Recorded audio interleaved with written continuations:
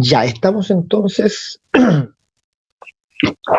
comenzando a estudiar. La semana pasada empezamos con lo que es el motor de inducción. Ya, ya la mayoría, bueno, me faltan aproximadamente unos 10 que revisar, certámenes que los voy a revisar ahora terminada la clase. La mayoría ya tiene nota, entonces vamos hoy día también a hacer la revisión del certamen. Ya vamos a revisarlo para que ustedes puedan ver o si tienen alguna, digamos, consideración con el puntaje obtenido. En la realimentación va a ir una tablita, una rúbrica con cada una de las preguntas, las secciones y el puntaje, digamos, máximo de la pregunta y el puntaje que obtuvieron. ¿Ya? Entonces vamos a hacer la revisión del certamen como realimentación, en primer lugar para que despejen, digamos, las dudas que pueden haber habido, y también para que si ustedes consideran que en una pregunta específica ustedes respondieron bien y tienen menos del puntaje máximo, entonces ustedes me pueden escribir ahí, me pueden decir en la pregunta tanto, yo tengo, digamos, bien respondido y tengo menos puntaje, entonces la vuelvo a revisar. Pueden haber errores, ya como les digo, entonces damos esa opción siempre para que puedan ustedes quizá darse cuenta y decir, oye, aquí no estuve mal, respondí bien, pero tengo menos puntaje, entonces ustedes me dicen, a ver, que la revise de nuevo para ver en qué pudo estar ese puntaje inferior al máximo. Entonces vamos a dejar la última media hora ya para revisar el certamen. Vamos a avanzar en la materia hasta las 9:15. Son las 8, ya, las 8:20. Hasta las 9:15. Y de 9:15 a 9:45, entonces dejamos ese tiempo para la revisión del certamen. Revisamos cada una de las preguntas, viendo los criterios y todo eso. Y eso, entonces, teniendo ya esa revisión, ya pueden ustedes hacer sus descargas, ¿verdad? Ahí por correo me dicen qué cosas consideran ustedes que tengo que volver a revisar. Ya como les digo, son comunes los errores en cuanto a la revisión. Ya, así que también, si consideran que en alguna pregunta deberían haber tenido más puntaje, lo ponen ahí para revisarlo. Ya, entonces tenemos, vamos a ver hoy día principalmente alguna información que yo les envié al aula en una carpeta. Ya vamos a ver aquí.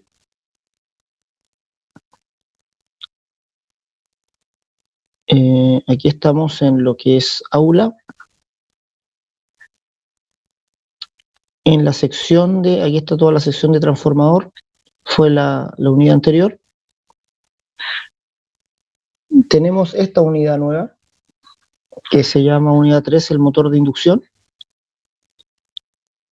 donde hemos tenido una clase teórica, donde hablamos acerca de la fuerza de Lorentz, y en el laboratorio hicimos el reconocimiento de las partes, y hablamos del campo magnético giratorio.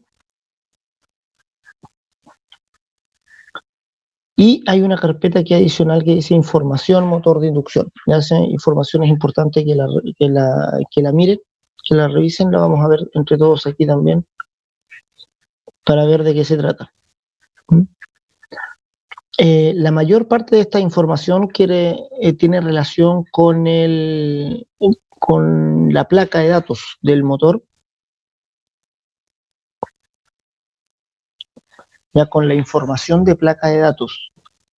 Entonces, el objetivo de hoy, vamos a avanzar viendo la información de placa que tenemos del motor. La semana pasada vimos todo lo que fue principio de funcionamiento, hablando del campo magnético giratorio y cómo se produce la fuerza de Lorentz en el motor de inducción, ya sea en las barras del motor de jaula de ardilla o en los bobinados del rotor bobinado. Todo ese proceso de cómo se produce esa fuerza y cómo finalmente gira el rotor. Hoy día vamos a ver la información técnica que nos provee la placa de datos del motor de inducción. La placa de datos del motor de inducción es distinta a la placa del motor del transformador, en el sentido de que la placa del transformador nos da solo información eléctrica, y la placa del motor de inducción nos va a dar dos tipos de información. Por un lado, información eléctrica del consumo del motor, del voltaje, de la corriente, de la frecuencia, de todo eso, y por otro lado me va a dar información mecánica como la velocidad, la potencia, el peso del motor, alguna información de torque que me entrega de pronto alguna placa. ¿Ya? Entonces vamos a revisar ahí principalmente la información de placa de datos. ¿Ya? Tenemos una hoja que habla de clases de aislamiento y que también vamos a revisar. Clases de servicio, también los motores tienen una categoría de servicio, dependiendo para qué lo vamos a utilizar. Ese control de velocidad todavía no lo vamos a ver.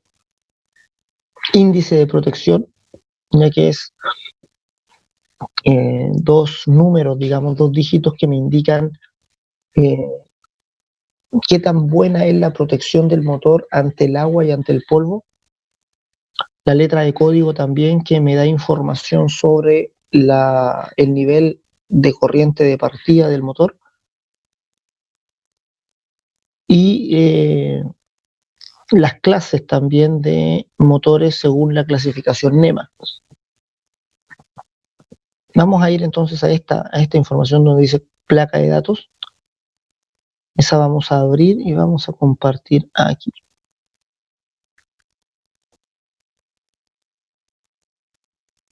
Ya, esta es la información que vamos a revisar en primer lugar. Vamos a ir viendo aquí. Esta es la placa de datos que se nos propone para revisión. Esta de aquí.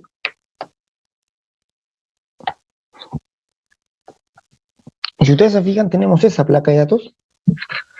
Y aquí al lado está la misma placa, pero con números. O sea, aquí aparece un 1, un 2, 3, 4, 5, 6, 7, 8, que se corresponde a esta misma placa, ya para ir viendo qué significa cada uno de estos datos aquí en la parte de abajo, ¿ya? Entonces, miremos esa placa, no sé qué podemos sacar de aquí así directamente.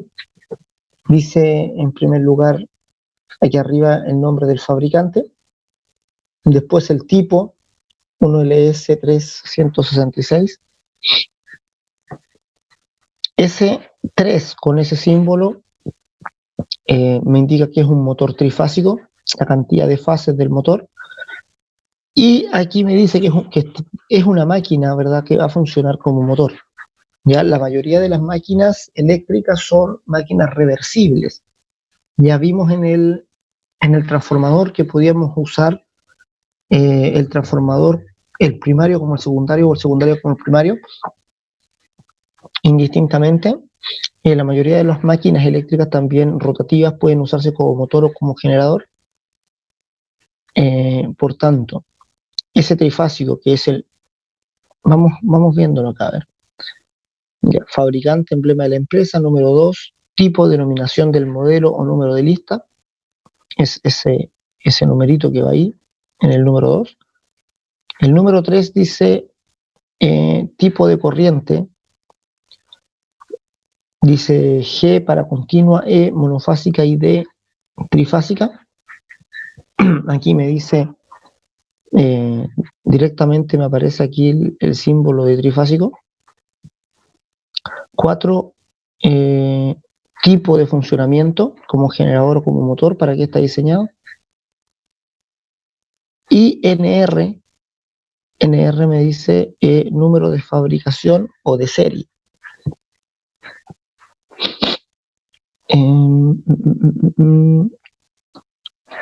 Ese es ese número que aparece ahí, 7163.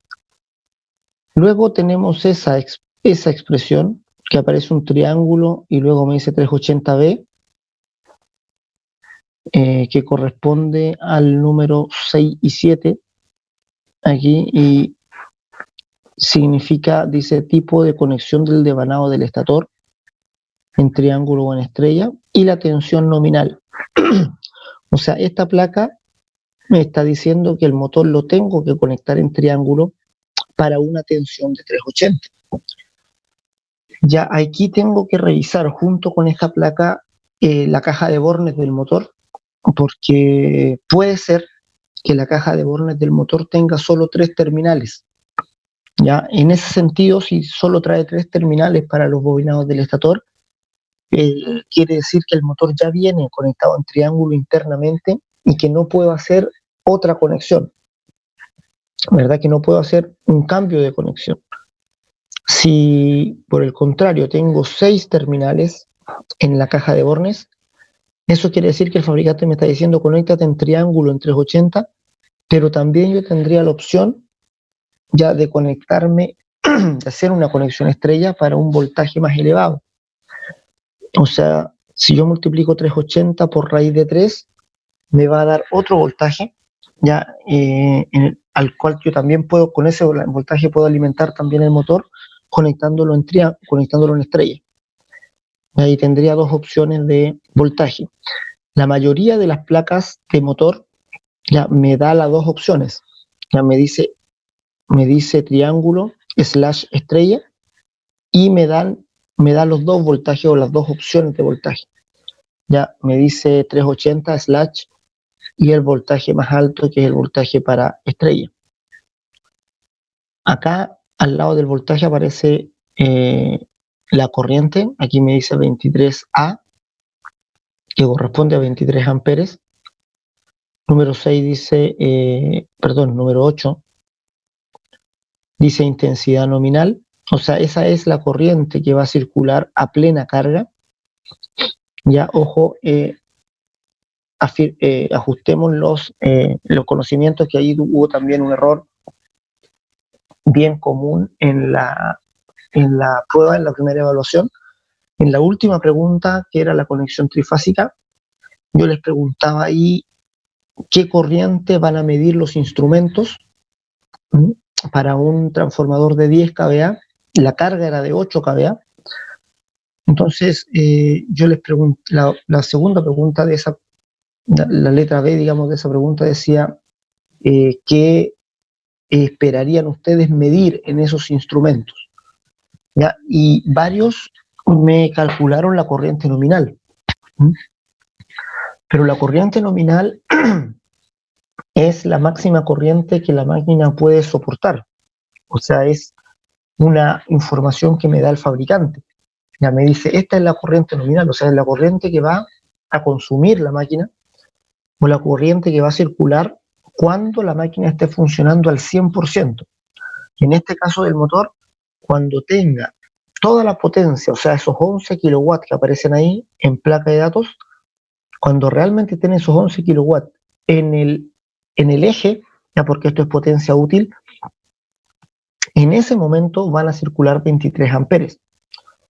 Pero si yo lo tengo con otra carga, va a ser otra la corriente que va a circular. Ya si el motor está en vacío, hay otra corriente que va a circular, no 23 amperes. De la misma manera en un transformador, ya por ejemplo en ese transformador de 10 kVA, como estaba yo conectando una carga más baja, la corriente se tiene que calcular con la carga. Ya la corriente la va a determinar la carga. No quiere decir que yo siempre en los amperímetros vaya a medir o vaya a ver la corriente nominal del equipo. Ya, la corriente nominal es un dato que me entrega el fabricante. 11 kilowatts, entonces tengo ahí para esa, aquí donde dice 9, 10 y 11, dice que abajo 9, 10 potencia nominal, potencia útil en kilowatt o watt para motores, ¿ya? Potencia aparente en kVA o volampere en los generadores sincrónicos. ¿Ya? O sea, si fuera un generador me entregaría la potencia en volampere de la misma manera que en un transformador. Como son fuentes de alimentación, se entrega la potencia en volampere. Cuando es un motor, el motor es una carga, un consumo, por lo tanto ahí se entrega la información en potencia activa, y se debe entregar también el factor de potencia. Entonces tenemos aquí la potencia, ¿verdad? 11 dice tipo de régimen nominal. Vamos a ver aquí el 11 cuál es. Aquí, S1. Dice tipo de régimen nominal S1. Y ahí eso lo vamos a revisar. ¿Qué significa ese S1? Ya lo vamos a revisar al final. Luego dice coseno phi 0,83. Eso es el factor de potencia. Sabemos aquí que dice 12. 12 factor de potencia nominal. O coseno phi también. Otra vez ese coseno phi va a ser cuando tenga toda la carga nominal conectada al eje. Cuando tenemos el motor en vacío, el factor de potencia es más bajo. Tenemos acá 1440, que ahí dice slash minuto. Eso quiere decir 1 partido por minuto o revoluciones por minuto, y se refiere claramente a un dato de velocidad. ¿Ya? Aquí aparece 1314. Y 1314 dice sentido de giro, por ejemplo, giro a la derecha visto del lado de la impulsión, y frecuencia de giro nominal. Ya eso dice 1314. En este caso, esta placa no trae la información del sentido de giro, solo aparece la información de velocidad. Y me dice 1440 revoluciones por minuto. Ya eso me da a entender inmediatamente de que este motor, su velocidad sincrónica son 1500 RPM, y como tiene 50 Hz, este motor es un motor de inducción de 4 polos, ¿ya? Porque con 4 polos tengo una velocidad o logro una velocidad sincrónica de 1500 RPM. Ya vamos a ver la expresión para calcular la velocidad sincrónica. Tenemos acá también. Sí, señor, ya ven.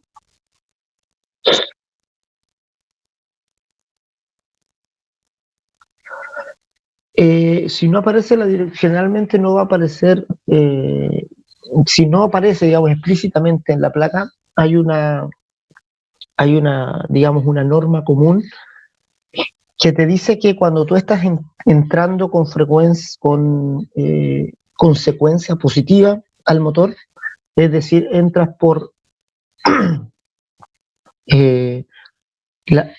los bornes del motor son WZXI. Ya por W tú vas a ingresar con la red, y si tú en W entras en secuencia positiva, es decir, pones L1, L2, L3 o RST en W, el motor va a girar a la derecha mirado desde el eje. Ya, esa es como norma general. Ya, eso de todas maneras se comprueba siempre. O sea, cuando se va a hacer la instalación del motor, siempre se hace una comprobación del sentido de giro. De equivocarse en el sentido de giro puede ser muy grave en una máquina. Por tanto, siempre se hace una comprobación inicial antes de hacer la conexión mecánica a lo que vamos a mover. Siempre se alimenta el motor y se ve para dónde va a girar.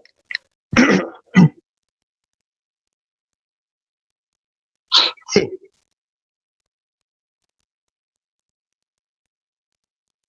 Sí, señor.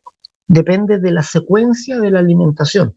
Ya, o sea, el sentido de giro lo cambiamos por la secuencia. Ya lo vamos a ver con detalle en adelante, pero para cambiar el sentido de giro de un motor de inducción, tú dejas fija una fase y cambias las otras dos. Ya de esa manera le cambias la secuencia. Ya cambiando las tres fases, es probable que cambien las tres fases, pero lo dejes en la misma secuencia. Por ejemplo, si cambias L1, L2, L3 y lo dejas en L3, L1, L2, cambiaste las tres fases pero dejaste la secuencia igual. Y el motor va a girar al mismo lado. Siempre hay que dejar una fija, cualquiera de las tres, la dejas en la misma posición y cambias las otras dos. ¿Ya? Ya, algo así. Pero las tres son fáciles. No, aquí tenemos un motor trifásico, son tres fases, dejas una fija y las otras dos las intercambias y haces que inmediatamente el motor gire en el otro sentido. ¿Ya? Entonces vamos a ver también más adelante el ejemplo de un partidor o de digamos, de una forma de hacer arrancar el motor en los dos sentidos, y eso ya depende del control que tengamos sobre él o del accionamiento. Aquí tenemos el 15 en la frecuencia de alimentación, aquí dice 50 Hz, frecuencia nominal. 16, excitación de las máquinas de continua o LFR, rotor en las máquinas asincrónicas, ese es el 16, que dice LFR, triángulo 260 volt. Ya, eso es 16. Claro, para la máquina de corriente continua se corresponde la excitación, que en este caso estamos viendo máquina de alterna, por lo tanto esto no aplica. Y dice LFR, rotor, tipo de rotor en las máquinas asincrónicas. Entonces, como es un rotor bobinado, dice placa indicadora de un motor de rotor bobinado con anillos rozantes. Esta es la información del voltaje de los anillos, o sea, el voltaje que vamos a tener o vamos a medir en los bornes de los anillos rozantes, en la placa de bornes. Ya están conectados en estrella internamente y vamos a tener tres bornes correspondientes al rotor. Y en esos bornes vamos a tener 260 volts. Acuérdense que estos bornes son para conectar resistencias externas, o si no conectamos nada, hay que cortocircuitar estos tres bornes para que el motor funcione similar a un jaula de ardilla. Si el motor es un rotor jaula, aquí no lleva ninguna información. Ya tenemos solo el voltaje de las bobinas del estator. Ya el rotor es un pedazo de fierro, como vimos en la clase pasada. Ahí también en la corriente, un número 19 dice 26 amperes. También se corresponde a la intensidad nominal de la excitación en una máquina de continua o a la corriente del rotor, en el caso del rotor bobinado. Aquí abajo dice clase de aislamiento. Ya, aquí dice clase de aislamiento BF, que es el número 20. Entonces, solamente es una letra. Dice clase de aislamiento como I, A, E, B, etc. Ya vamos a ver esas clases de aislamiento también en un documento que tenemos ahí. 21 tipos de protección, por ejemplo, dice IP63, IP33. Aquí dice IP44. Ya también vamos a ver qué significa ese índice de protección. Y finalmente el 22 dice 015. Vamos a ver qué dice la 22. Peso de la máquina. Ya dice en toneladas para máquinas de más de 1 tonelada.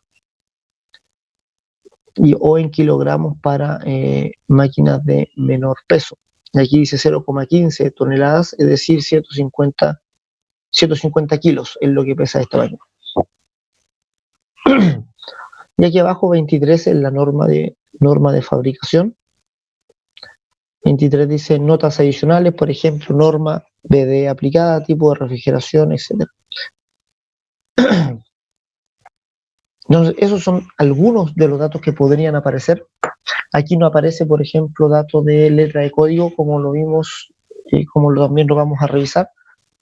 Por lo tanto, en este motor yo no sé, el fabricante no me dice de cuánto es la corriente de partida o la corriente de arranque de este motor, pero cuando no hay esa información, yo establezco siempre que la corriente de arranque en un motor de inducción va a ser de 5 a 9 veces la corriente de la corriente nominal, aproximadamente siempre en un motor. Este es anillos rozantes, por lo tanto, si se hace partir con resistencias, entonces se reduce la corriente de arranque, llegando a 2 o 3 veces la corriente nominal solamente.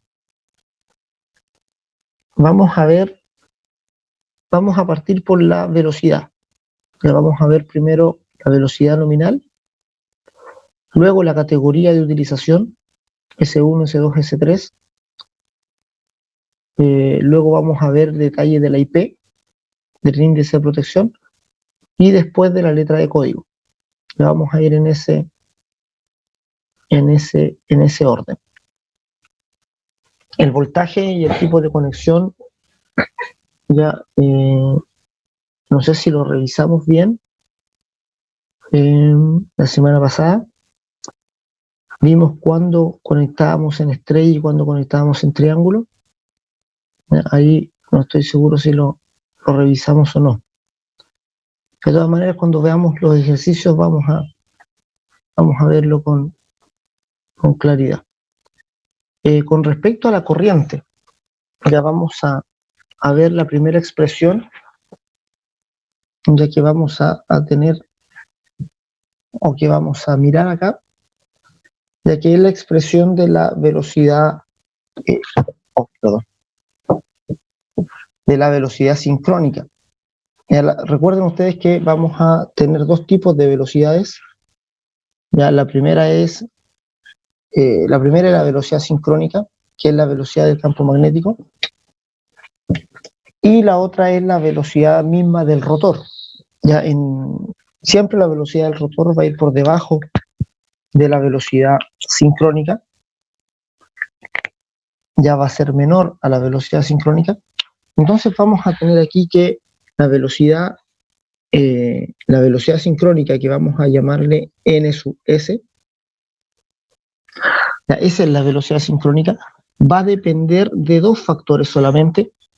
Ya, por eso esta expresión es bien sencilla. Esta expresión es 60 por la frecuencia. Ya, ese 60 es un factor de conversión para poder tener la frecuencia en Hertz. Ya, transforma, digamos, la frecuencia en Hertz en revoluciones por minuto. Ya, Hertz es 1 dividido por segundo, entonces ese 60 me la transforma, ya, para tener yo para poder expresar aquí la frecuencia directamente en Hertz. ¿Ya? Y acá abajo vamos a tener el par de polos. ¿Ya? El par de polos. Esta expresión es bien sencilla. 60 por la frecuencia dividido por el par de polos. Puede que la encuentren en la literatura ya como un 120 arriba, o sea, como un factor 120 en vez del factor 60.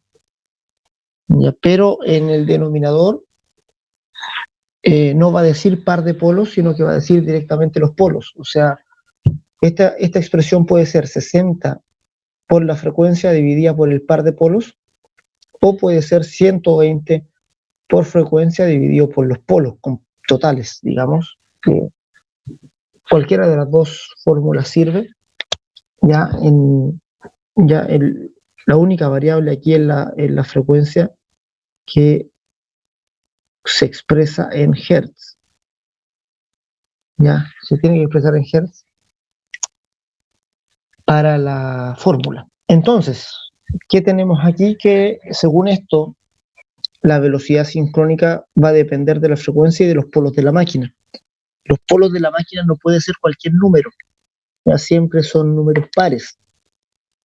Eso quiere decir que la velocidad sincrónica tampoco puede ser cualquier velocidad, es una velocidad fija dependiendo de la frecuencia y del par de polos.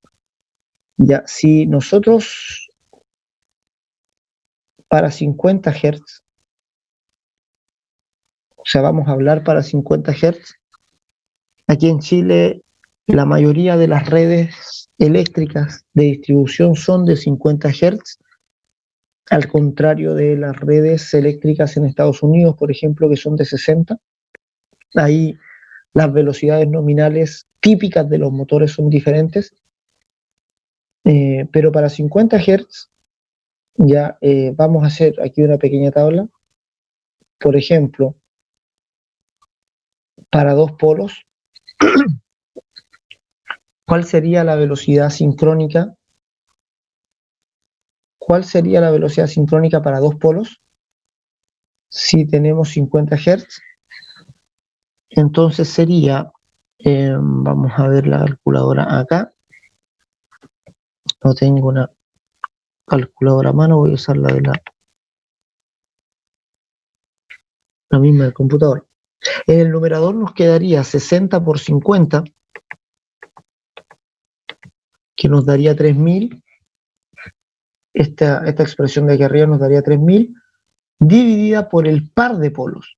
¿Ya? O sea, no se escribe 2 porque son dos polos. Dos polos es un par de polos.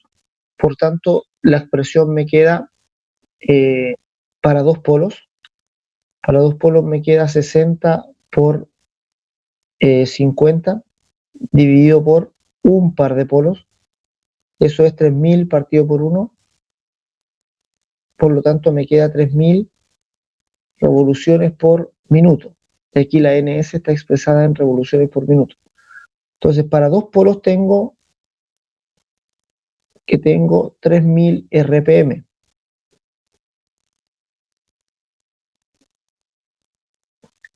Ya, el otro valor que pueden tomar los polos es que sea un motor de 4 polos. Ya, no puede haber un motor de 3 polos. Es de 2 o de 4. Y para 4 polos, esta expresión me queda 60 por 50, ya los mismos 3000, pero ahora dividido por 2, porque son dos par de polos. Acuérdense que aquí la expresión es par de polos. Entonces me queda 3000 dividido por 2, que son 1500. 1500 revoluciones por minuto, 1500 vueltas por minuto. Si tengo 6 polos, entonces me quedan aquí arriba lo mismo, 60 por 50, que es 3000, pero ahora dividido por 3 par de polos, ¿ya? O 3000 dividido por 3, ¿ya? Y eso es 1000. Entonces, para una máquina de 6 polos, tengo 1000 RPM, 1000 revoluciones por minuto. ¿Sí, señor? Mira, hay un límite por la construcción misma de la máquina, o sea, un límite físico, un límite mecánico. Ya, por lo general, vamos a tener máquinas con de 8 polos como máximo, ¿ya? De 10 puede ser para aplicaciones muy especiales, pero ya más de eso es difícil encontrar. Ya, la mayor cantidad la encontramos acá. O sea, de todas las máquinas que hay funcionando, la gran mayoría son máquinas de 4 polos. Ya, por tanto, este valor es el valor que yo les pido que se aprendan de memoria siempre. Ya que para una máquina de 4 polos, 50 Hz, su velocidad sincrónica son 1500 RPM. Así que ese valor apréndanselo. ¿Ya? Para una máquina de distintos polos, hagan el cálculo. Aquí para 8 polos me queda 3000 dividido por 4. Ya, vamos a hacer la última. 3000 dividido por 4, que eso es 750 RPM. Entonces vean que a mayor cantidad de polos, menor en la velocidad sincrónica.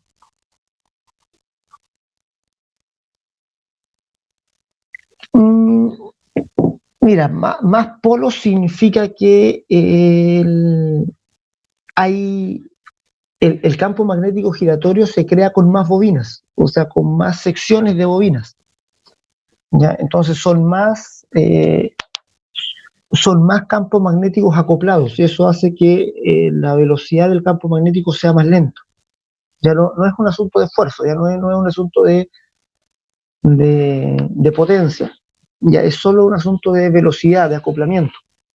Ya cuando son dos bobinas solamente, por ejemplo aquí en dos polos, ya son dos bobinas, una de cada lado, que están pulsando, y la sumatoria de esas dos bobinas es un campo magnético muy rápido, ya que gira muy rápido porque va de un lado al otro directamente. Ya, pero si yo voy instalando más pasos de bobina alrededor de la circunferencia, entonces ese acoplamiento hace también el campo magnético giratorio, pero como son varias bobinas que van pulsando, la velocidad de ese campo se vuelve menor. Y mientras más pasos de bobina le pongo, más lento se va haciendo ese giro del campo magnético. Ese giro, digamos, es un giro, por decirlo artificial, o que se crea de la sumatoria de los campos pulsantes de muchas bobinas. Ya, entonces podemos verlo desde esa perspectiva, o sea, con dos polos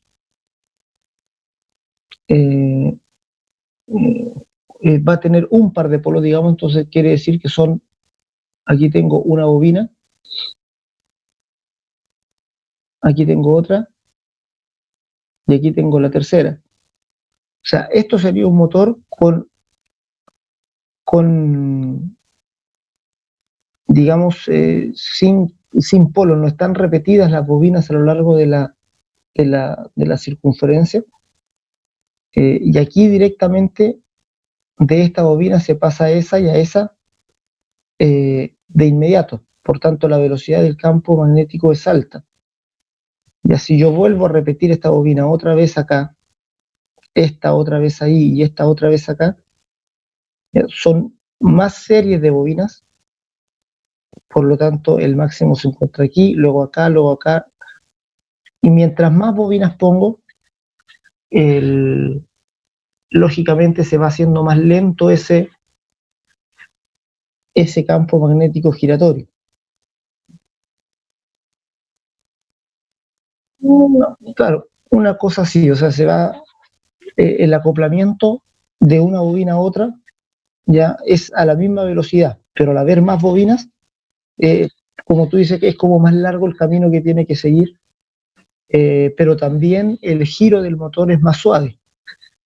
¿Ya? Aquí se pasa directamente de un máximo de esta bobina a esta bobina, y acá entonces podríamos decir como que el rotor es tirado por esta bobina, luego por esta y por esa. O sea que el motor, si bien va más rápido, el giro del motor no es tan suave porque va respondiendo a pasos más grandes, digamos. Ya si yo hago otro polo, digamos, y tengo más bobinas intercaladas aquí, ¿ya? Eso hace que sea más lento el campo magnético giratorio, pero va a ser más suave el giro del motor porque digamos, va a estar influenciado por esta bobina como un máximo, y en la siguiente bobina no está tan lejos. Ya está aquí al ladito, luego esa, y mientras más bobinas pongo en la circunferencia, va a ser más suave el giro, pero va a ser más lento. Entonces, no, dígame no, sí, claro.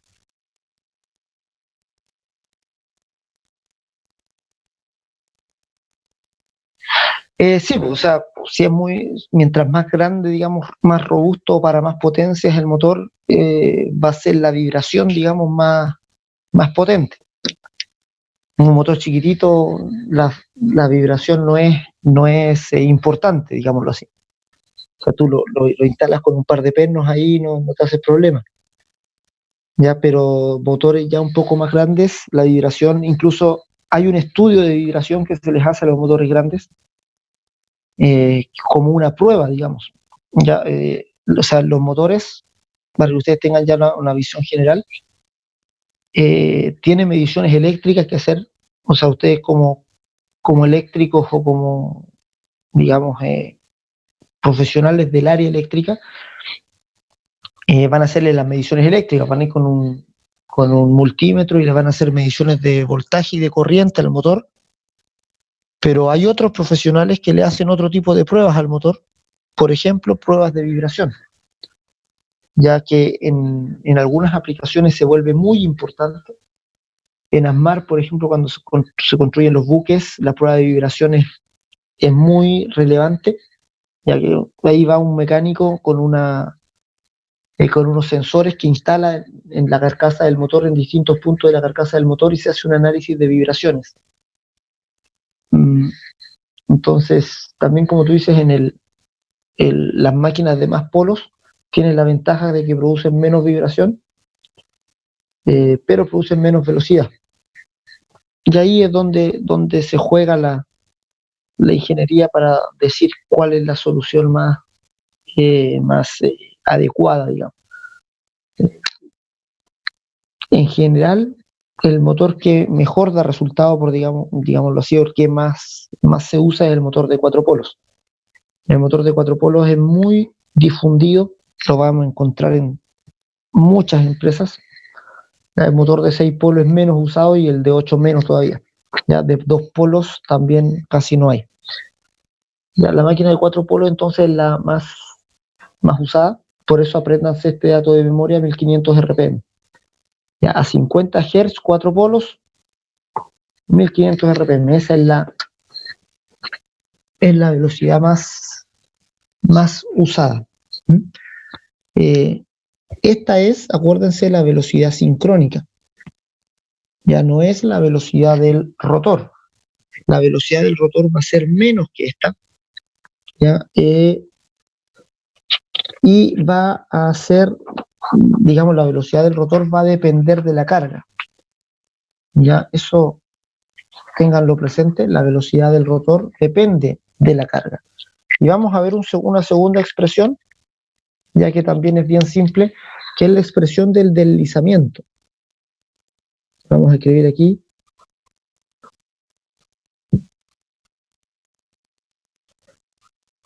Deslizamiento, o puede aparecer también en algún texto como resbalamiento. El deslizamiento es la diferencia de velocidad entre la velocidad sincrónica y la velocidad del rotor. El deslizamiento le vamos a llamar con la letra S. Y el deslizamiento va a ser, como les dije, la velocidad sincrónica menos la velocidad del rotor. Ya cuando está expresado así, el deslizamiento va a quedar en revoluciones por minuto. Ya va a ser una resta de velocidades. Si ambas están en revoluciones por minuto, entonces el deslizamiento nos queda en revoluciones por minuto. Podemos expresar también el deslizamiento en términos de por unidad. Así como está aquí, nos queda en revoluciones por minuto, en RPM. Podemos expresar también el deslizamiento en por unidad, digamos, ns menos nr dividido por ns. Aquí expreso el deslizamiento en por unidad, o sea, me queda un número entre 0 y 1,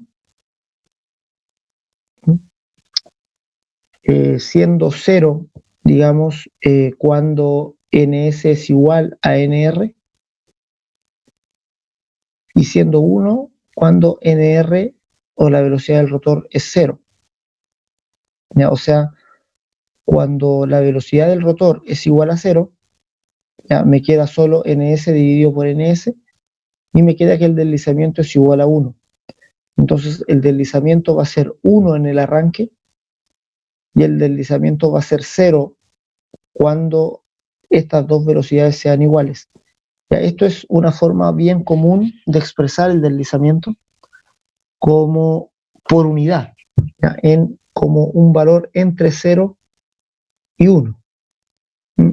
Y también se puede expresar si multiplican este número por 100, si este valor, digamos, lo multiplican por 100, entonces expresarían el deslizamiento en términos porcentuales, ¿ya? Como un porcentaje de la velocidad sincrónica, ¿ya? También demos esa opción. Ya, el deslizamiento expresado en términos porcentuales es la misma fórmula de arriba, ns menos nr dividido por ns, pero por 100. Ahí estoy expresando en por ciento. Ya, ahí me va a quedar el deslizamiento como un porcentaje de la velocidad sincrónica. La mayoría de las veces se utiliza esta expresión, es la más conveniente para utilizar o para hablar de deslizamiento, porque inmediatamente me doy cuenta que cuando S es igual a 0, quiere decir que las velocidades son iguales. O sea, S es igual a 0, hablo de que la velocidad del rotor ha alcanzado a la velocidad sincrónica. Ya dijimos, sí, dijimos que era imposible, ¿verdad? Por eso saltó ahí el compañero, muy bien. Sí, claro, teóricamente, o sea, si NR fuera igual a NS, hablamos de un deslizamiento igual a 0. Ya, lo que vamos a ver que en los gráficos, por ejemplo, de torque-velocidad que vamos a ver después, en ese punto el torque es 0. O sea, en ese punto no hay fuerza. Entonces, en cualquier gráfico donde se hable de la fuerza del motor, se hable de la potencia o del torque del motor, siempre cuando llega a este punto de deslizamiento igual a 0, el torque va a ser 0. Ya, esa va a ser, digamos, la pérdida de potencia del motor cuando estas dos velocidades sean iguales. Ya dijimos que físicamente, en la práctica, estas dos velocidades no llegan a ser iguales, porque en el momento en que se igualan, la fuerza se pierde. Pero es un valor teórico, ¿no? Ya como un límite, digámoslo así. ¿Ya? Ese igual a 0 es nuestro límite superior, digamos, ya donde ahora en funcionamiento normal no llega a esta, digamos, no va a pasar esto porque aquí se acaba la fuerza, ya, pero en algunas aplicaciones sí que ocurre, pero producto de factores externos, como la inercia, por ejemplo. Si el motor lo estamos usando para un automóvil, por ejemplo, el motor lo estamos utilizando para hacer girar las ruedas de un camión, y ese camión va en bajada, ahí la velocidad del rotor puede superar a la velocidad sincrónica incluso. Ya puede igualarla y puede superarla, pero es porque el rotor ya va a estar impulsado por una fuerza externa. Ya si ese motor, por ejemplo, que está acoplado a las ruedas de un camión, y el camión se lanza en picada hacia abajo en una pendiente, en esa aplicación claramente el giro del rotor puede ir más rápido que la velocidad sincrónica. Ya, en ese momento el transformador se nos va a convertir en un generador. Entonces nuestros límites son S igual a 0 cuando estas dos son iguales, y el otro límite va a ser deslizamiento igual a 1. Que el deslizamiento igual a 1 se nos va a producir cuando la velocidad del rotor sea igual a 0. Si así en esta expresión este vale 0, lo único que me queda es ns dividido por ns, y eso es igual a 1. Por lo tanto, el deslizamiento Cuando yo digo que el deslizamiento es 1, quiero decir que no hay velocidad del rotor, y esta condición se da en el arranque. En el arranque, entonces, o en la partida, tengo un deslizamiento igual a 1. Esos son mis dos límites de operación del motor. ¿Ya? Por un lado, cuando el rotor no está girando, cuando está bloqueado, esta es la condición de rotor bloqueado o de arranque, el deslizamiento vale 1, y este es mi otro límite, ya que cuando se igualen las dos velocidades, que ese vale 0. ¿Ya? Siempre el funcionamiento del motor va a estar entre esos dos límites. Y la velocidad del rotor va a depender finalmente depende de cuánta carga tengo yo puesta en el eje. O sea, si el eje está liberado, si el eje no tiene ninguna carga, ya entonces me voy a acercar mucho a este punto. O sea, si el eje no tiene carga, la velocidad del rotor se va a acercar mucho a la velocidad sincrónica. Ya no van a llegar a ser nunca iguales, claramente, pero se acercan mucho. Entonces el deslizamiento va a estar muy cerca de 0. Ya, por aquí va a andar el deslizamiento. Cuando le pongo más carga al motor, se va haciendo más pesado el eje, entonces la velocidad del rotor se va haciendo menor. Esta diferencia se hace más grande y por lo tanto el deslizamiento también va subiendo, ya hasta llegar a un punto también teórico de rotor bloqueado. O sea, si le pongo tanta carga al eje que lo detengo, entonces llego a esta otra condición de rotor bloqueado, cuando mi velocidad del rotor es igual a 0, que el deslizamiento es igual a 1. Ya en ese punto ya habré, digamos, la corriente tiene que haber subido mucho y algún daño le tengo que haber hecho al motor. Entonces el motor está fabricado para trabajar en algún punto aquí en medio de estos dos límites. Ya, esas dos ecuaciones vamos a ver por ahora. Son bien simples ambas, tanto la de velocidad sincrónica como la de deslizamiento. Ya son las dos expresiones, las dos primeras expresiones que vamos a revisar.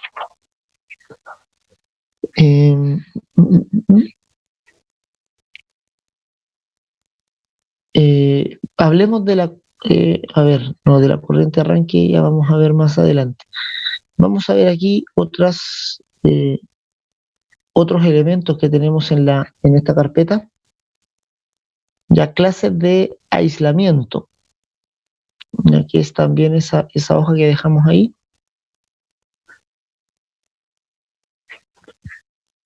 Y las clases de aislamiento son, aquí las tenemos definidas. Aquí aparece la norma donde están publicadas y todo eso. Pero lo importante es saber más o menos, o entender que hay distintas clases. Ya la clase I es la más mala, digamos. Disculpa. Me quedé con la anterior. Ahí sí. Ya, este es el documento que está en el aula para que lo miren. Ya, este es sobre las clases de aislamiento. Entonces, me dice aquí la definición, luego más o menos donde la norma, digamos, de donde está publicado en IEC, y la IEC establece las siguientes clases. La clase I, que es la clase más baja de aislación, tiene que ver con los materiales y con los que se construye la aislación del motor, ¿ya? Y dice la temperatura característica de esta clase son 90 grados. O sea, esa es la temperatura de operación máxima que puede trabajar el motor. Si se pasa de esa temperatura, ya la aislación va a empezar a tener problemas, o sea, a empezar a desgastar. Luego de eso viene la clase A, ya con una temperatura de 105, luego la clase E con una temperatura de 120, y aquí dice, hay una, digamos, una nota que dice los materiales clase IA y E no son de uso común actualmente, ¿ya? Porque son muy malas, digamos. Entonces, si encuentran un motor con una de estas clases, no es un motor de buena calidad, y probablemente tengan algún problema con la aislación en el futuro. Ya, generalmente los motores parten de clase B hacia adelante, siendo los motores F los más comunes. Entonces dice, clase B comprende materiales a base de poliéster, ¿ya? Y otros elementos químicos ahí, y la temperatura es 130 grados. Generalmente esa es la menor temperatura de operación. Ya de ahí para arriba empiezan a funcionar. Tenemos la gama de motores actualmente. La clase F, que es la clase más común, digamos, para los motores que hay instalados en la industria, dice corresponde a materiales a base de mica, amianto y fibra de vidrio aglutinados con materiales sintéticos, en general siliconas, poliéster, epóxicos, temperatura característica de 155 grados.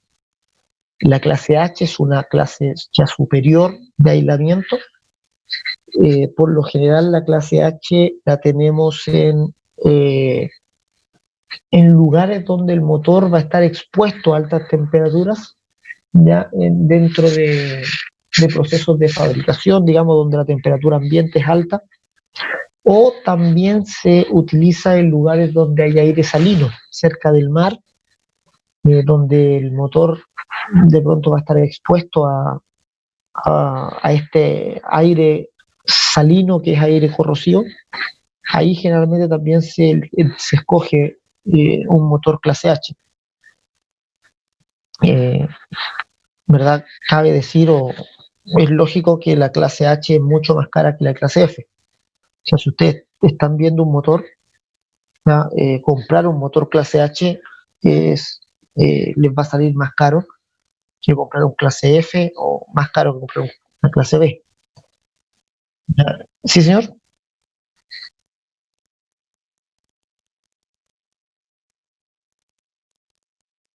No, pues esta es la temperatura máxima de operación que te dice el fabricante. O sea, si el motor...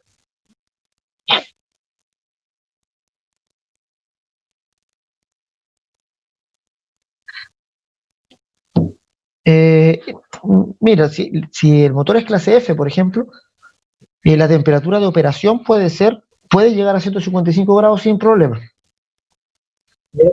Y puede trabajar con esa temperatura, digamos, no, el fabricante te dice que con esa temperatura no vas a tener drama, ¿ya? Ahora, esta temperatura es la temperatura del motor, del punto más caliente, no estamos hablando de la temperatura ambiente, ¿ya? Porque a lo mejor te asustas tú al ver esta temperatura, como tú no dices, ¿qué lugar va a haber 155 grados, verdad? No. Pero estamos hablando de temperaturas internas en el motor, ¿ya? Y ahí sí se alcanzan fácilmente esas temperaturas. O sea,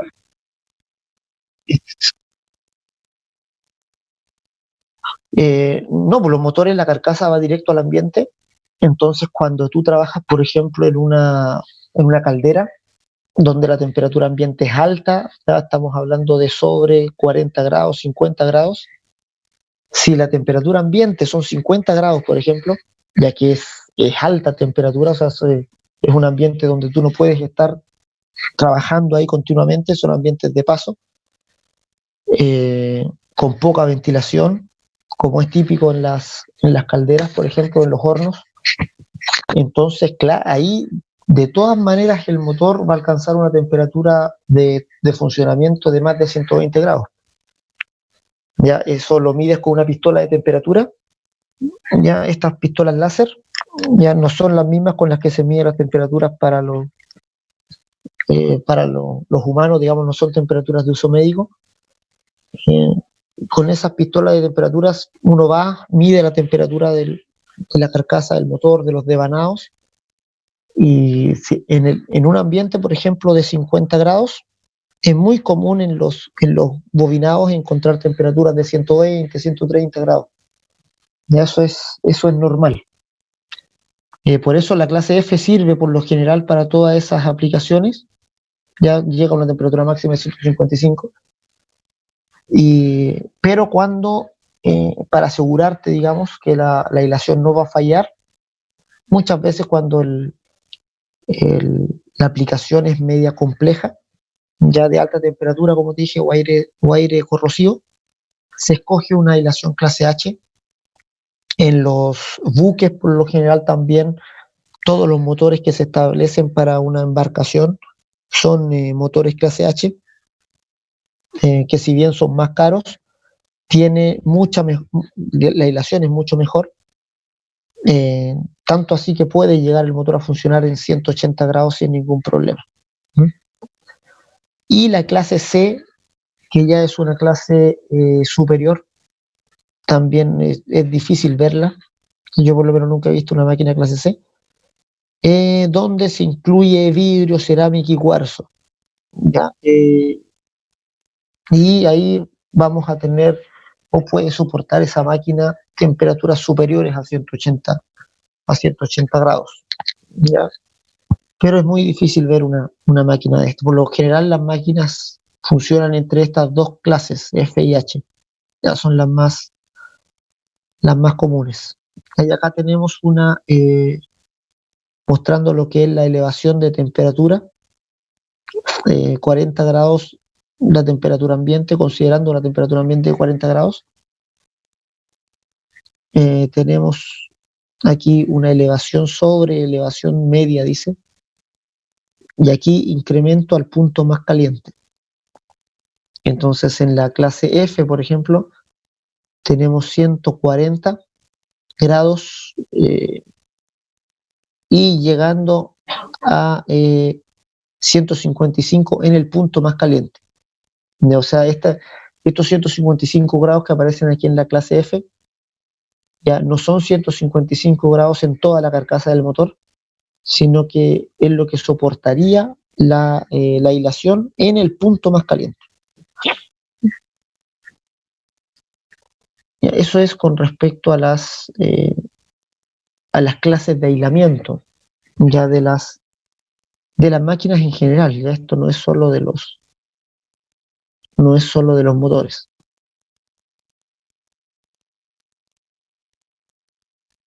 Es que así se hace la definición. Ya la definición de las clases de aislamiento se establecen con una temperatura ambiente de 40 grados y de ahí la elevación de temperatura. Pero lo importante ahí es que son temperaturas medias. ¿Ya? La clase F aguanta hasta 155 en el punto más caliente y la clase H hasta 180. Así es más o menos cómo se trabaja el tema. Ya nos queda pendiente entonces la revisión de la IP. Nos queda la revisión de la IP pendiente. Y en la hora de taller de laboratorio vamos a estar revisando lo que es corriente de vacío y corriente de arranque. Y ahí vamos a revisar el concepto de la letra de código, también como un dato de la placa característica. Ahora lo que quiero es hacer un corte en la materia de motores para ir a hacer la revisión del certamen. Eso me interesa verlo también. Vamos a ir entonces al certamen 1.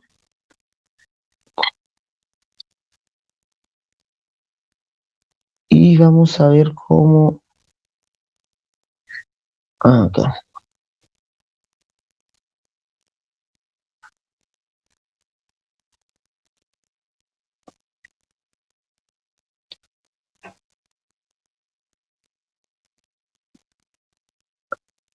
Ya, aquí estamos entonces con el certamen.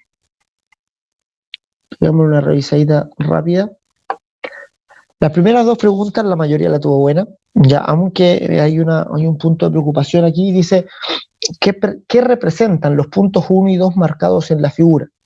¿Ya? Y muchos hicieron diferencia entre el punto 1 y el punto 2, a uno le pusieron magnetismo remanente y al otro magnetismo residual, ya no sé por qué. Magnetismo remanente es un sinónimo de magnetismo residual, ya, o sea, es lo mismo, son lo mismo, no tiene diferencia uno de otro, ¿verdad? Pero algunos le colocaron número 1 magnetismo remanente y número 2 magnetismo residual, ya como si hubiera alguna diferencia entre ambos. Ya, la verdad es que algunos sí Profe, ponían... consulta. ¿Sí, señor? ¿Subió todas las notas de No, del certamen? me faltan aproximadamente 10 alumnos de los 40 que hay inscritos. Ah, ya, vale, que no estaba mi nota Pues, por eso. según yo, Sí, sí. era como del efecto histéresis, y eso era como lo que quedaba, como el sobrante de cuando quedaba una corriente dando vueltas, según yo, algo así. Claro, es cuando excitamos nosotros, o sea, cuando hacemos fluir un flujo magnético por el material del fierro, ¿ya? Y después quitamos o sea, esto está aplicado, digamos, a un núcleo ferromagnético cuando tiene acoplada una bobina, y a esa bobina le hacemos pasar una corriente. Ya H es directamente proporcional a la corriente de la bobina. Entonces, cuando nosotros elevamos la H, aquí parte de cero, digamos, hablando de un material nuevo, de un material que no está magnetizado, y el fierro se magnetiza a este nivel, pero luego cuando le quitamos la corriente, vemos que la magnetización no vuelve a cero, sino que se devuelve por este camino y queda magnetizado. Entonces, este punto número 1 es el magnetismo remanente, o el magnetismo residual, digamos, que es el magnetismo que queda en el fierro cuando ya no hay corriente en la bobina. ¿Ya? O sea, cuando ya no está, no hay una generación de campo magnético externo, el fierro todavía queda magnetizado. ¿Ya? Y ese es el valor del magnetismo remanente. ¿Ya? O sea, podríamos, en otras palabras, imantamos el fierro. ¿Ya? Cualquier fierro que nosotros, incluso se puede hacer el experimento con un clavo. ¿Ya? A un clavo le enrollamos una bobina de alambre esmaltado, y por esa bobina hacemos pasar una corriente, puede ser por medio de una pila o una batería. Mientras esté la corriente circulando, el clavo se convierte en un imán. Ya vamos a tener la capacidad de levantar elementos de metal y todo eso. Pero una vez que le quitamos la corriente, ya el clavo va a quedar todavía imantado. Ya por un tiempo va a quedar aquí arriba un poco de magnetismo. A ese magnetismo se le llama magnetismo remanente residual, y el punto 2 es el mismo punto, pero en el sentido contrario de la corriente. ¿Ya? Si la corriente alterna anda hacia ese lado y hacia este, 50 veces por segundo, por lo tanto va a quedar, cuando quitemos la corriente, vamos a quedar o en este punto o en ese. Pero los dos corresponden a lo mismo. Los dos corresponden al magnetismo remanente o magnetismo residual, o magnetismo que queda en el fierro luego de que ya quitamos la corriente a la bobina. Casi todos tuvieron, ya son 5 puntos para la letra A y 5 puntos para la letra B. Ya la mayoría tuvo los 5 puntos en las dos. Ya esos fueron como 10 puntos base. Digámoslo, o sea, ¿a qué tipo de pérdidas asocia la figura? A pérdidas por histéresis, principalmente, o pérdidas en el fierro. Este fue el ejercicio que me preocupó, ya porque es un ejercicio conceptual más que nada, ya donde no interviene cálculo, pero sí interviene, digamos, una capacidad de razonamiento eléctrico. ¿Ya? Y ese razonamiento está por lo general bajo. Y eso es preocupante, pero es una oportunidad aquí de poder desarrollarlo. ¿Ya? Dice, la corriente I2, este era el planteamiento del problema, la corriente I2 que circula por la resistencia conectada al secundario, o sea, esta resistencia que aparece acá, me dice es de 50 amperes, o sea, me está preguntando por la corriente I2. I2 es 50 amperes. Dice, explique qué ocurrirá con esta corriente, o sea, lo que me está preguntando en todas las sentencias de abajo, hace referencia a qué va a ocurrir con esta corriente. Ya la pregunta no es qué va a ocurrir con todo el resto de las cosas, sino específicamente qué ocurrirá con esta corriente. O sea, todas las preguntas están enfocadas a qué ocurre con la corriente I2 bajo distintas circunstancias. Entonces, en primer lugar dice, 1, si se reemplaza la fuente de alimentación por una del mismo valor pero de corriente continua. Ya aquí la mayoría anduvo bien, ya con algunas excepciones. Si se reemplaza la fuente de alterna por una de continua, entonces lo que va a ocurrir es que no va a haber inducción en la bobina secundaria. Ya, algunos se fueron más por qué va a pasar con la corriente I1, ¿ya? Y me pusieron que la corriente se iba a disparar porque no iba a haber reactancia. Eso es verdad. Ya, aquí mirando la fuente y mirando este circuito eléctrico, claramente como es de corriente continua no hay reactancia inductiva, solamente resistencia, y como la resistencia es baja en una bobina, esta corriente I1 se va a disparar. Pero no estaba preguntando por la corriente I1, estaba preguntando por la corriente I2. Y la corriente I2 se hace cero. ¿Ya? Esa era la respuesta, porque no hay inducción magnética en la segunda bobina, o sea, el voltaje V sub S es igual a cero, y si el voltaje es cero, la corriente es cero. ¿Ya? Claramente en ese circuito eléctrico. ¿Ya? Al no haber voltaje, lógicamente no hay corriente que circule. Ahí la mayoría anduvo más o menos bien. 2, dice si se corta la parte superior del núcleo dejándolo con forma de U, o sea, si dejamos un núcleo así con un lado de aire. Esto es producir una sección, un entrehierro, podríamos decir así, o una parte de aire, sacando este pedazo de fierro aquí. Y aquí las respuestas variaron. Ya hubieron algunos que lo expresaron en términos de corriente, y a lo que es extraño, dijeron la corriente llega de igual manera a la bobina 2. O sea, yo entiendo que quisieron decir flujo. Ya, aquí no hay corriente que circule de la bobina 1 a la bobina 2.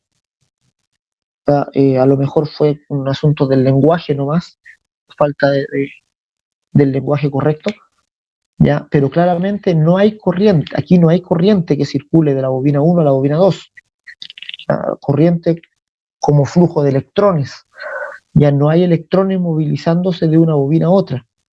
Por eso decimos que estas dos bobinas están aisladas eléctricamente, pero unidas por medio de un circuito magnético. O sea, lo que aquí fluye desde una bobina a otra no es corriente, es flujo magnético.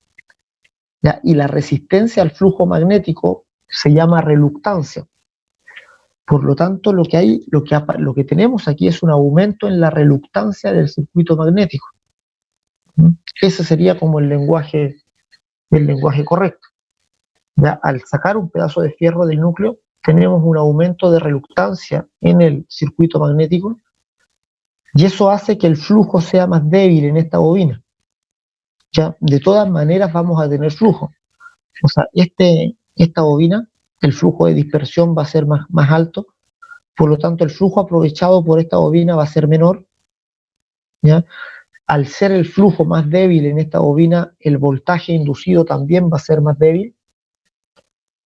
Y al ser más débil el flujo, también es más débil el voltaje. O sea, lo que esperaríamos en esta bobina secundaria es un descenso del voltaje, que el voltaje se hace menor, y si el voltaje se hace menor, la corriente también se hace menor. ¿Ya? Y aquí es donde hubo un drama más o menos generalizado, que es un poco preocupante, ya que muchos me dijeron, o muchos ahí dando la lógica, dijeron ya está bien, el voltaje va a ser menor, pero como el voltaje va a ser menor, la corriente se hace más alta.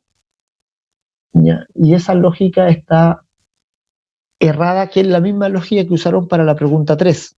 Ya aquí lo vamos a ver con detalle en la 3.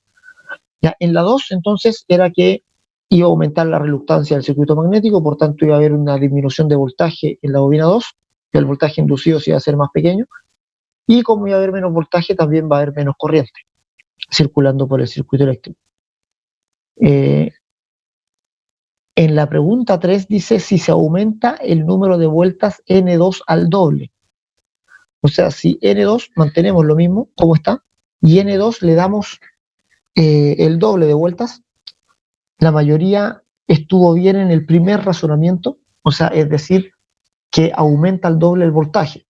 ¿Ya? El voltaje depende directamente del número de vueltas. Ahí podían haber usado la expresión de B2. ¿Se recuerdan esa expresión que utilizamos ahí? B2 es igual a N2 por frecuencia por el flujo, o sea, 4.44 por N2 por el flujo máximo. N2, entonces si aumentamos N2 al doble, aumenta B2 al doble. Y al haber un aumento de voltaje, y aquí es donde muchos se cayeron, y me dijeron, como aumenta el voltaje, entonces va a disminuir la corriente. Y ahí quedamos, pero en shock, en un shock eléctrico. Ya, porque seguramente es, no sé, el que aumenta, vamos a circuitos 1, ya ese es un drama que viene desde circuitos 1. En la bobina secundaria, ya lo que vamos a tener es un circuito eléctrico. Ya, o sea, vamos a tener la bobina ya como una fuente de alimentación alterna.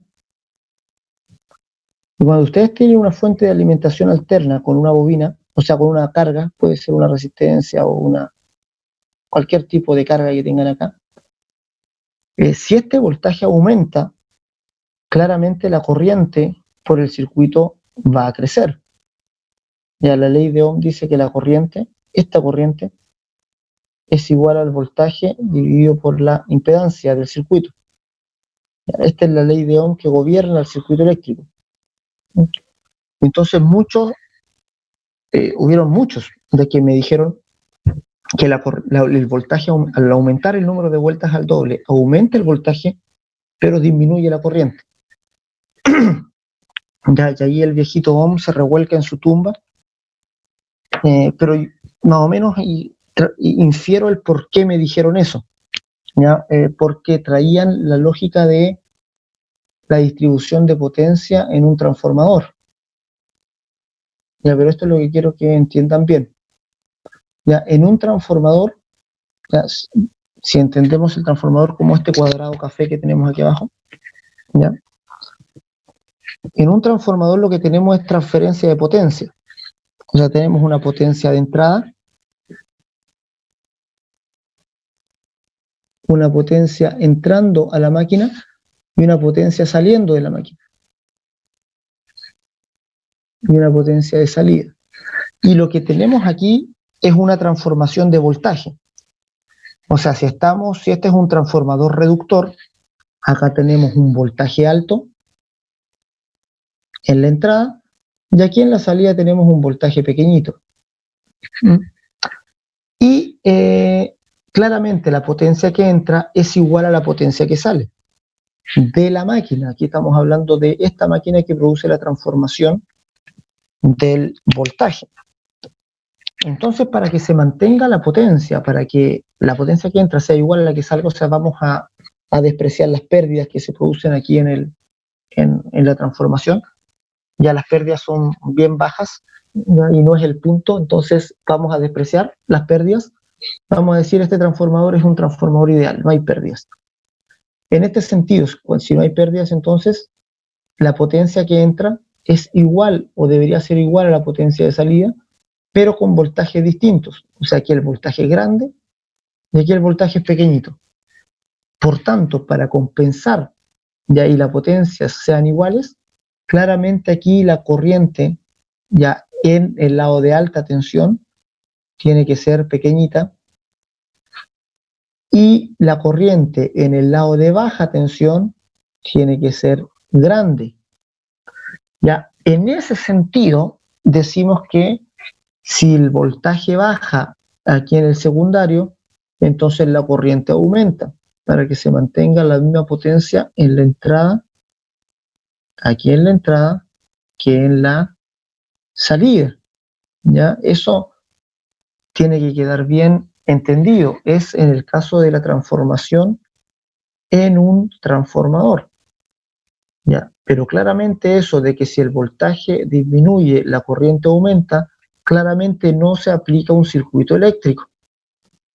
¿Ya? En un circuito eléctrico donde tengo una fuente con una carga, ya en un circuito eléctrico si el voltaje sube, claramente la corriente sube, eso es ley de Ohm. Y si el voltaje baja, la corriente baja. ¿Ya? Eso es ley de Ohm. Esto es otro escenario, otra cosa. Aquí estamos hablando de una máquina que está transformando potencia, transformando energía, y claramente si me disminuye el voltaje, ya cuando yo pongo una carga acá, la corriente va a ser más grande en el lado de baja que en el lado de alta. Pero es por fenómeno de conservación de la energía en este caso. Entonces seguramente donde estudiamos esto, ¿ya? Donde estudiamos este fenómeno en el transformador, la mayoría de ustedes se quedó con que si el voltaje baja, la corriente sube, y lo aplicaron directamente al circuito eléctrico del secundario, y dijeron, si el número de vueltas va al doble, entonces el voltaje crece acá, y cometieron la aberración de decir que si el voltaje sube en la fuente, la corriente baja. En un circuito eléctrico siempre, si el voltaje sube, la corriente sube. ¿Ya? Eso es conocimiento de circuitos 2. Entonces ahí se cayeron bastante en la pregunta 2 y en la pregunta 3. La pregunta 4, o sea, perdón, es como la cuarta pregunta de la 2. Aquí en la revisión, cuando les envié la revisión, aparece como A, B, C y D. D dice, si conecto, ¿qué pasa con la corriente I2? Si conecto en serie a la resistencia una bobina de 20 milihenrios, ya ese valor es por decir algo nomás, no tenía ninguna influencia, ningún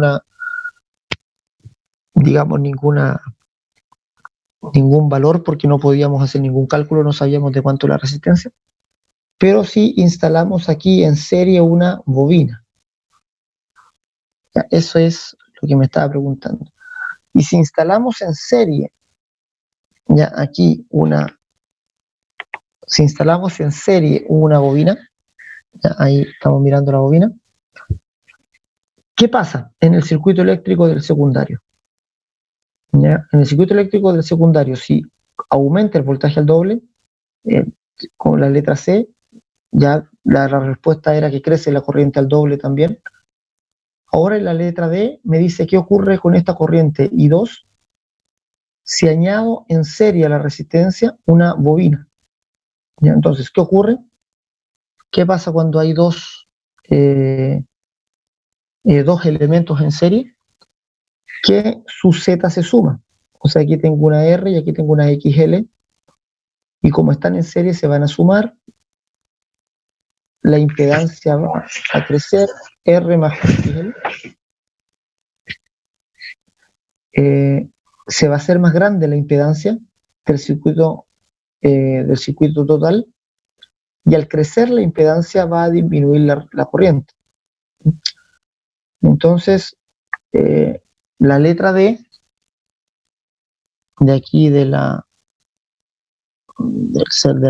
pregunta número 2 era que si conecto en serie a la resistencia una bobina, cualquier valor que tenga, va a hacer crecer la impedancia total.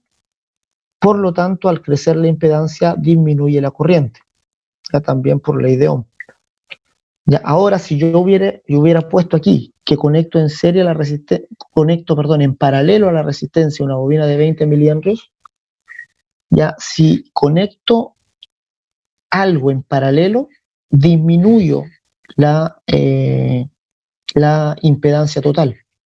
Ya, cuando ustedes tienen una impedancia y conectan una impedancia en paralelo, están disminuyendo el valor de la impedancia total.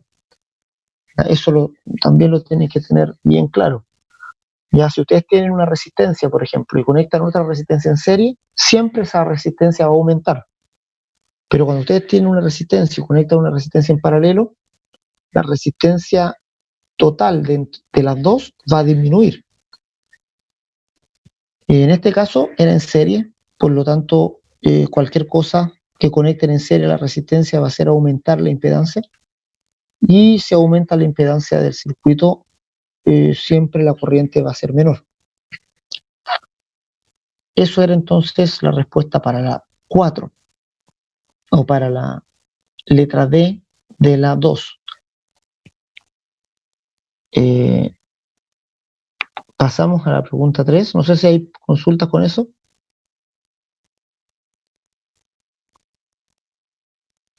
Preguntas, consultas con esa pregunta.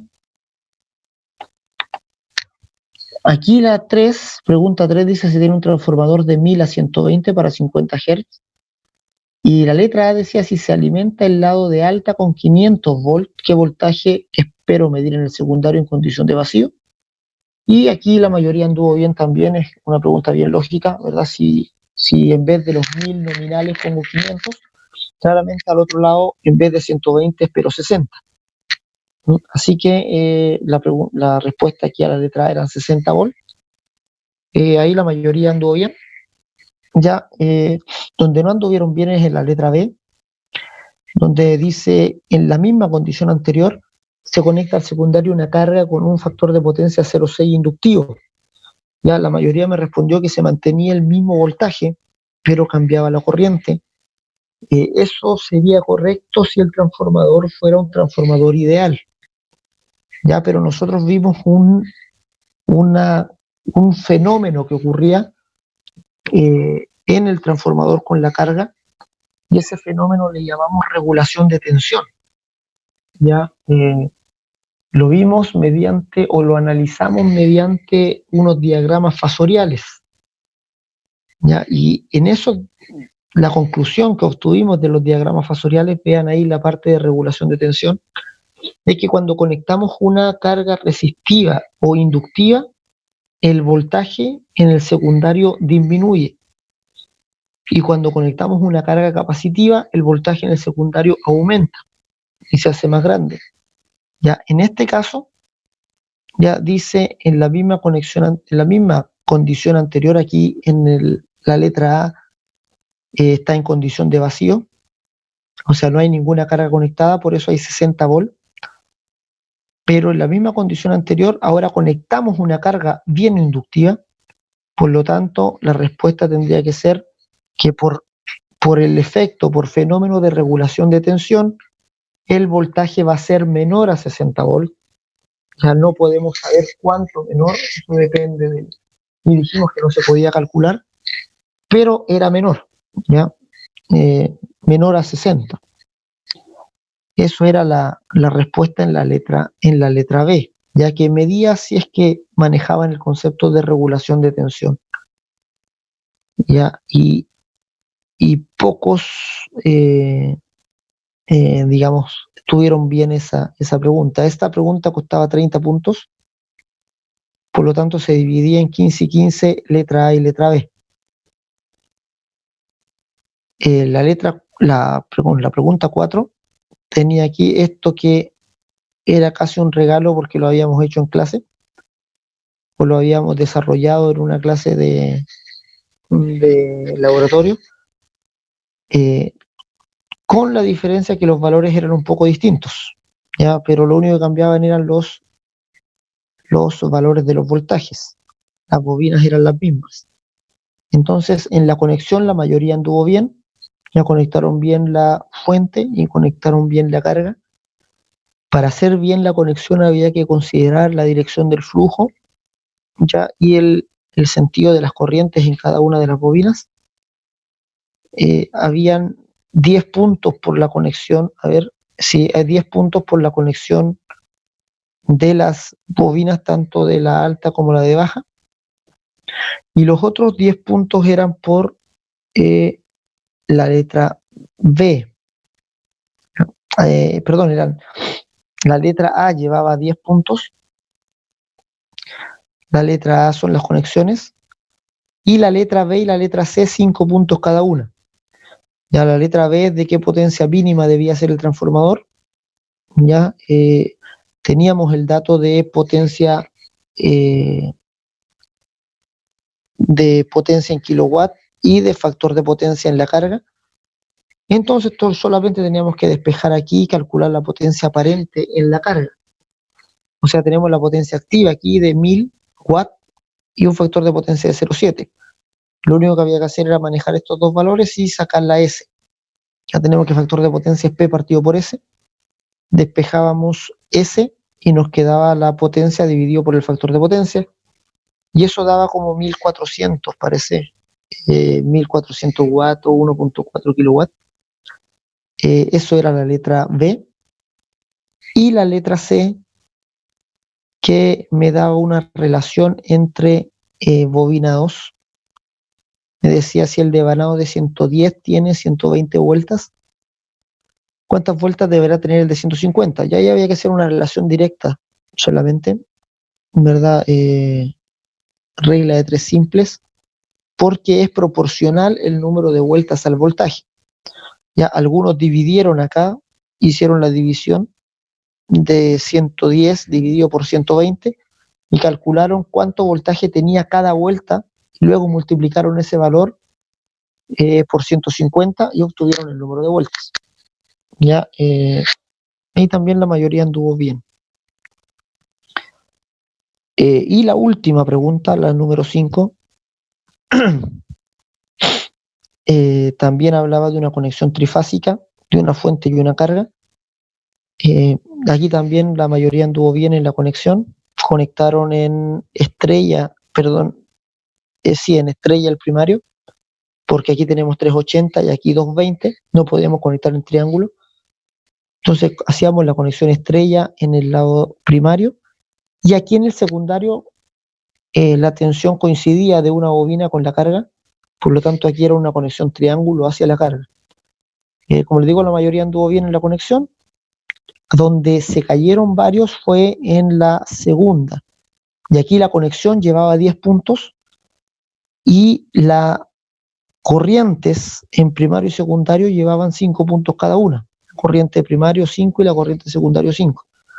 Por eso dice, complete el esquema que permita alimentar dicha carga con el transformador, incluye un amperímetro que registre corriente de línea en primario y secundario, indicando el valor que esperaría en cada uno de los instrumentos.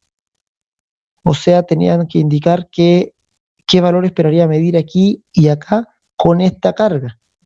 Entonces hubieron muchos que lo que calcularon fue la corriente nominal.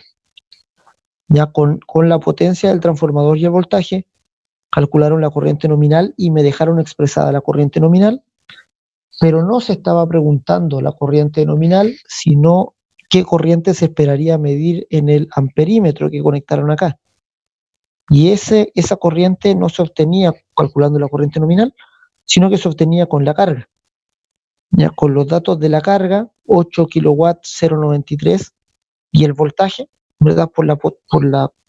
Utilizaban la fórmula de potencia trifásica, ¿verdad? Raíz de 3 V por I coseno phi, y calculaban la corriente al secundario con estos datos, corriente en el secundario. Y luego, teniendo la corriente en el secundario, por una relación de voltajes, ya sacando la razón de transformación, podían sacar fácilmente la corriente en el primario. Entonces, ahí, con esas dos corrientes tenían los 20 puntos de esa pregunta. No sé si hay dudas, preguntas, consultas con el desarrollo. ¿Hay algo que quede todavía ahí en el tintero?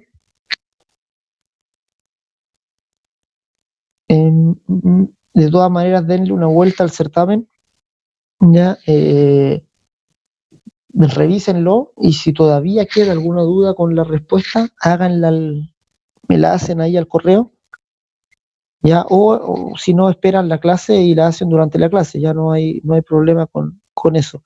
Ya, la idea es que no se queden con alguna cosa media nublada, media nebulosa, y después pasen, digamos, el curso con eso no aprendido, ya, para que no les afecte después, ya.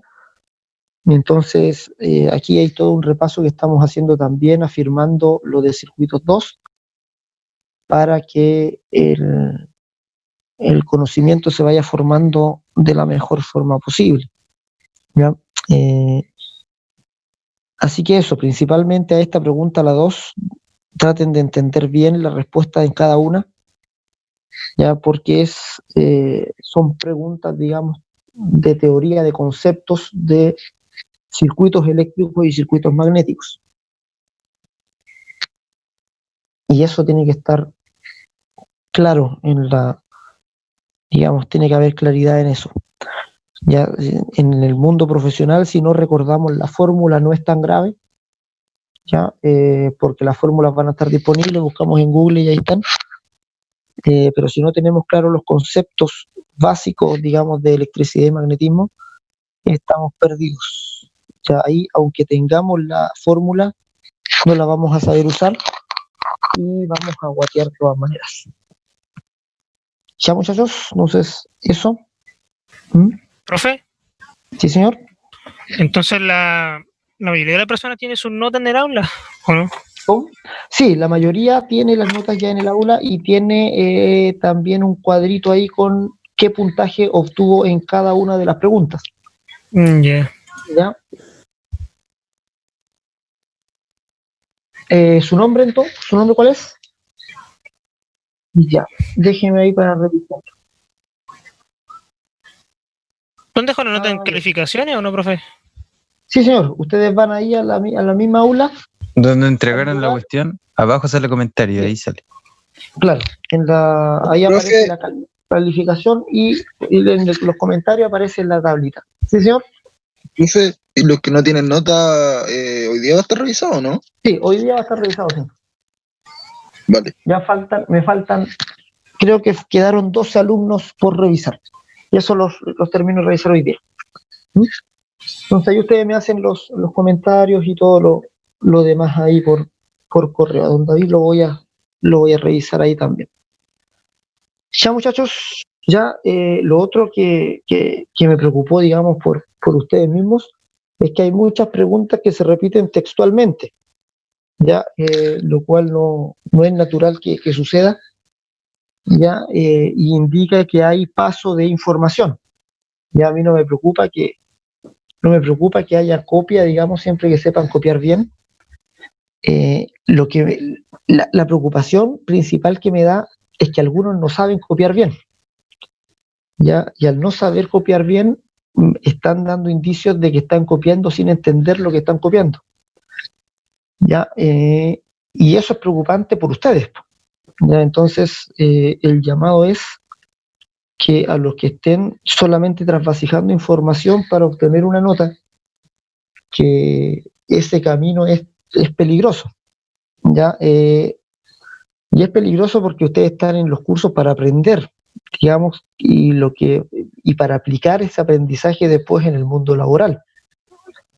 Y eso, digamos, les va a afectar a ustedes directamente. Ya, o sea, ustedes no los van a contratar y no los van a valorar en el mundo laboral por las notas que obtuvieron, sino que por cómo se desenvuelvan y el desempeño que tengan en el lugar donde trabajan. Y eso va a depender en gran parte, no 100%, pero en gran parte del conocimiento que tengan de base, que hayan obtenido en la universidad.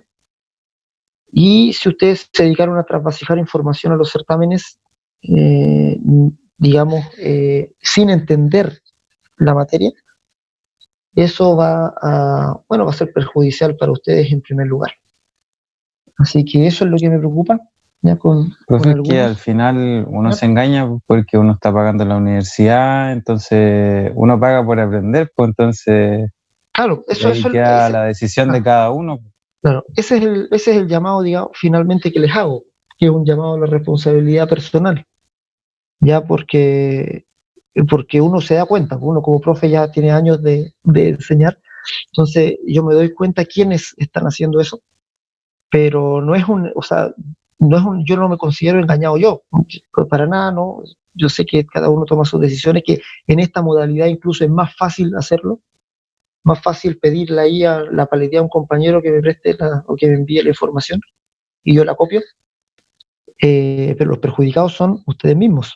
Así que el llamado es solo eso, a la responsabilidad personal, porque ustedes ya son grandes, ya entienden cómo se maneja esto y el paso por la universidad tienen que aprovecharlo bien ya para aprender lo máximo posible. Ya después en el mundo laboral van a estar tan metidos con otros problemas que no les va a quedar el tiempo necesario para volver a repasar con este nivel de detalle, digamos, que lo que estamos haciendo. Y aunque muchos de ustedes van a tener que volver a tomar los libros, los textos de máquinas para cuando se enfrenten a problemas en el futuro, pero ya van a tener la base.